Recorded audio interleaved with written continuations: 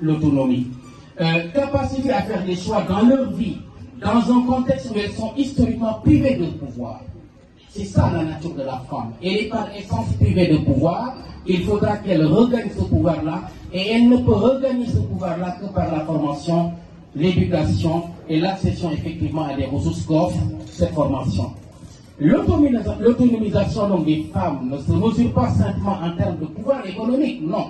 Mais dans leur capacité à exercer un choix éclairé, à participer activement à la vie publique et à avoir accès à des opportunités égales. C'est ça l'autonomie. Et je mets l'accent ou le curseur sur effectivement cette liberté-là qui est effectivement extrêmement sacrée que relève la Déclaration universelle des droits de l'homme, cette liberté qui fait que sans elle, on n'est absolument rien. Et donc il ne s'agit pas d'une question de pouvoir économique, c'est loin. En fait, au Sénégal, on a l'impression que l'autonomie, c'est d'abord l'économie. C'est pourquoi on fait des financements, c'est pas mal, c'est vrai. Faire des financements par-ci par-là, donner de l'argent aux femmes, c'est vrai. Une femme peut être économiquement autonome et continuer à être esclave. L'autonomie donc est d'abord dans la tête, c'est un état d'esprit.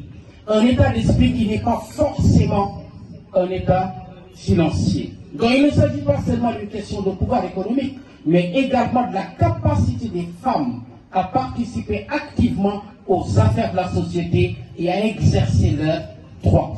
C'est ça l'autonomie.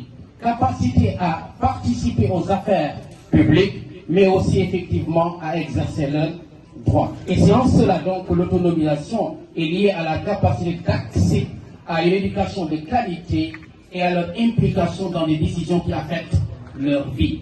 Donc les pouvoirs politiques de plus en plus sont dans une perspective impliquer les femmes dans les prises de décision, impliquer les femmes dans les grandes instances nationales afin évidemment qu'en plus de cette autonomie économique, qu'ils soient aussi capables de participer aux affaires de la chose publique. La femme donc est autonome où l'autonomisation repose finalement sur un processus où les femmes acquièrent non seulement des ressources et des opportunités économiques, mais aussi un contrôle plus large sur leur vie et reconnaissance à leurs droits et leur rôle dans la société. Donc si vous regardez bien, on n'est pas dans une dynamique où l'on recadre, ou en tout cas on définit l'autonomisation comme uniquement le volet économique. Non, je répète, l'autonomisation ne sera jamais effective en matière de femmes que lorsque la formation professionnelle et technique, par-delà l'économie,